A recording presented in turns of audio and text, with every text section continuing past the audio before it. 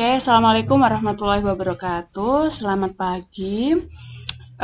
Jadi, eh, mengenai tugas akhir untuk analisis desain dan sistem ya mata kuliah ini. Jadi, saya jelaskan dulu ya, karena kayaknya kemarin banyak pertanyaan saya dan masih bingung. Saya pikir sudah banyak gambaran karena dulu waktu di mata kuliah SIA kalian sudah dapat tugas yang hampir sama. Cuman memang fokusnya di mata kuliah ini adalah mahasiswa tuh bisa berpikir mengenai apa yang sudah ada di perusahaan, sistem yang ada, dan rekomendasinya. Karena kita di sini konteksnya adalah menganalisis dan mendesain sistem. Kalau sebelum UTS kita bahas mengenai desain sistem untuk yang menggunakan media IT gitu ya, dan metodologinya, caranya. Nah, sekarang kita aplikasikan walaupun kita tidak sampai pada aplikasinya. Kita melihat sistem informasi akuntansinya, aliran informasi, pembagian tugasnya, pengendaliannya itu seperti apa. Tapi yang saya tekankan adalah ini, kalian tuh bisa capture dulu kondisi yang ada di perusahaan. Nah, oke, saya jelaskan dulu ya. Ini saya salah ya, harusnya analisis dan desain sistem informasi. Sudah saya share di grup juga. Jadi tujuannya adalah mahasiswa memiliki kemampuan untuk mendeskripsikan profil organisasi, menganalisis sistem yang sudah berjalan, dan dapat mendesain rancangan sistem bagi organisasi tersebut. Tahapannya yang pertama, kalian cari satu objek ya. Jadi skalanya UMKM tujuannya sih sebenarnya usaha itu bisa kita masukin gitu loh. Kalau udah perusahaan besar kan prosedural dan lain sebagainya, dengan kondisi yang saat ini berlangsung, ini akan membuat kalian susah. Yang kedua, dalam masa pandemi seperti ini sebisa mungkin menghubungi relasinya. Jadi tidak diperbolehkan kalian demi mengerjakan tugas ini mendatangi UKM tersebut gitu ya. Gunakan relasi, entah relasi siapapun, mau kakak kamu, temennya kakak, temennya ayah, ibu, adik, temennya temen, tapi yang penting orang itu welcome untuk kita mintain data atau informasi. Kenapa? Karena dengan cari kayak relasi itu sebenarnya itu salah satu skill juga ya, kamu memanfaatkan jaringan. Tapi kalau memang kepepetnya nggak dapet, karena ini kondisinya kayak gini, saya memaklumi ya. Boleh nanti bilang ke saya kelompok tersebut dan nanti akan saya beri kasus. Dan kasus ini sebenarnya nyata tapi udah pernah dijadiin objek ke mahasiswa saya gitu loh. Jadi tak buat kamu, kasih ke kamu, nanti kamu yang meneliti kembali. Tapi dengan desain yang berbeda. Nah, gitu ya kira-kira. Tapi tadi semalam saya WA Rizka, intinya sih ngasih kayak tambahan ya.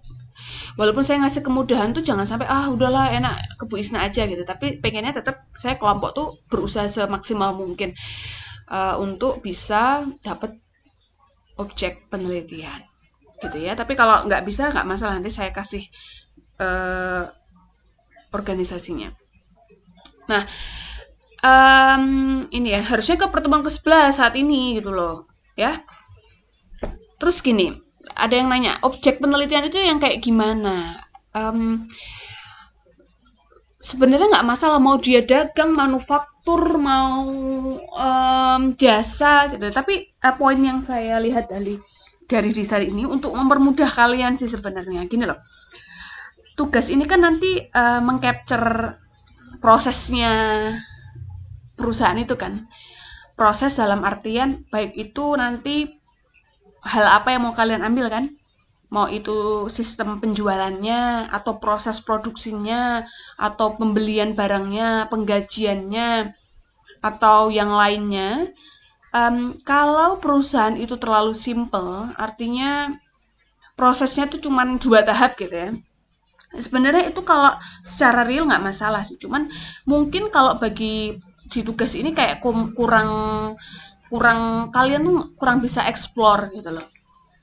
Kan maksudnya ya udah gitu, beli selesai gitu. Jadi alirannya jadi simple gitu. Itu mungkin kesusahan kalian dalam mengeksplor. Jadi kalau bisa nyari perusahaan yang ada prosesnya lumayan, nggak harus panjang sih, tapi dia punya proses gitu loh. Jadi nggak terlalu simpel juga. Contohnya gini, kemarin ada mahasiswa saya yang ngambil di salah satu rumah makan gitu. Awalnya dia berceritanya kompleks sih perusahaannya, misalkan ada yang ngambil Grab, ada yang langsung datang sendiri, tapi ternyata kenyataannya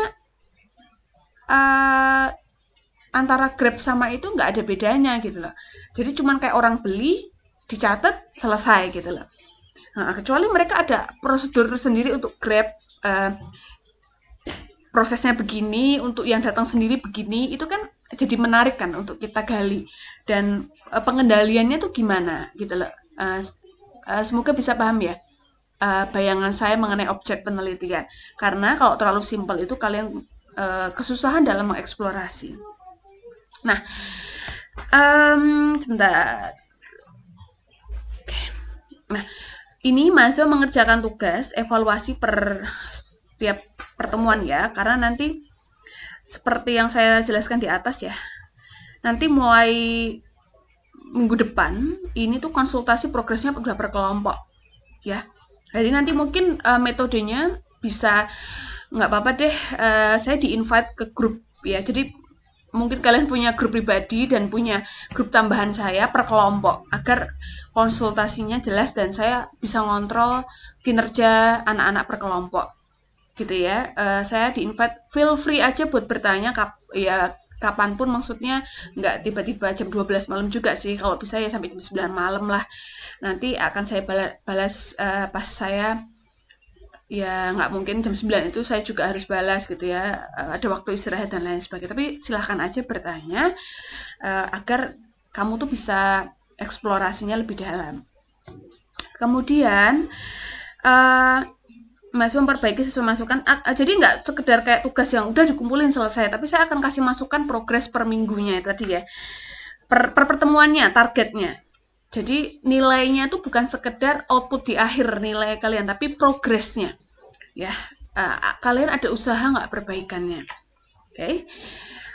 Pada pertemuan 13 dan 14 tidak ada materi, tapi progres akhir per kelompok. Jadi kita diskusi modelnya. Dan mungkin kalau waktu 2 jam nggak selesai juga ya buat per 10 kelompok, nanti gampang lah, fleksibel aja, yang penting nanti saya akui sebagai pertemuan. Oke. Pengumpulannya serentak, walaupun nanti presentasinya bisa beda-beda ya jadwalnya. Membuat video dan diupload di YouTube. Oke. Dan tugas menggantikan UAS. Oke.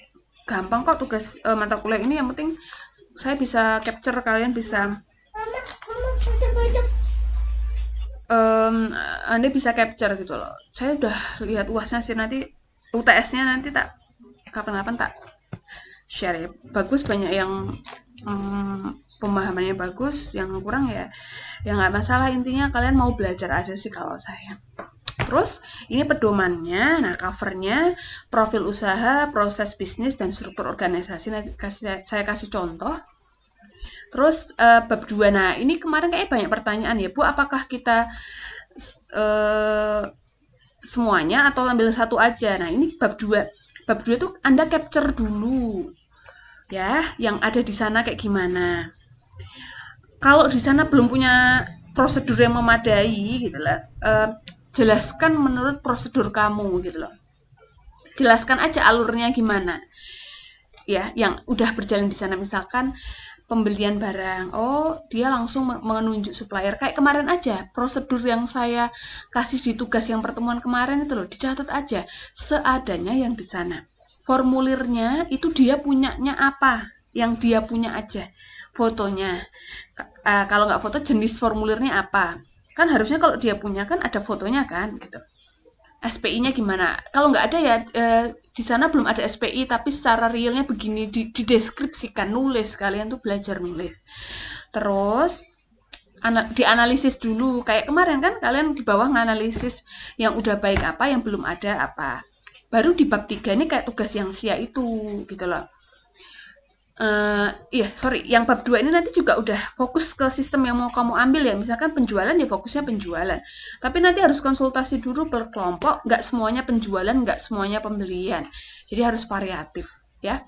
Nah, ini nanti kamu usulkan ya yang seharusnya baik itu bagaimana. Tapi dengan tidak muluk-muluk seperti yang ada di literatur ya, tapi disesuaikan dengan konteks di sana. Ya, itu nanti gampang didiskusikan. Oke, dan terakhir ada flowchart. Nah, flowchart ini harus dibuat dengan menggunakan Visio. Oke, kesimpulan dan foto jika ada. Kalau ada transkrip wawancara silahkan beri gambarannya. Kira-kira seperti itu tugasnya. Silahkan kalau ada pertanyaan kita bahas di grup WA ya. Oke. Oh iya, sorry. Ini ada saya kasih contoh. Ini mahasiswa saya ngambil di Abata Donuts. Ini mata kuliah bukan Andes, karena saya tuh baru sekali ini ngajar Andes. Kalau ini mata kuliah SIA, saya kebetulan ngajar di D3 Pajak tahun kemarin. Ini yang salah satu yang bagus yang saya ambil. Dan anaknya memang kelompoknya bagus ya. Diskusinya, progresnya tuh bagus. Jadi saya ambil contohnya. Nanti silahkan kalian lihat. Bedanya apa dengan SIA? Kalau di sini dia langsung menulis bab 2-nya itu pembahasan ya, proses bisnis. Jadi langsung aja apa yang ada di sana ya. Ini kebetulan udah bagus sih perusahaannya. Ya kan, ini udah bagus. Oke, pembahasannya. Ya, jadi kalau di sana nggak ada analisis yang udah berjalan. Nah, analisis yang udah berjalan cuman dibuat simple aja di sini. Ya, saran aja. Tapi kalian tuh harus mendalami di situ. Mengcapture yang udah berjalan. Kecuali kalau yang bagus gini, ya harus diketahui ya kurangnya apa gitu loh. Ya, kalian harus ngambil peluangnya tuh di mana gitu loh. Ya, ini kebetulan yang bagus. Nanti tak kasih lagi contoh yang lainnya yang ini contoh yang ada di sana, dan dia juga kalau nggak salah buat mana ya? Dia buat formulir nggak ya?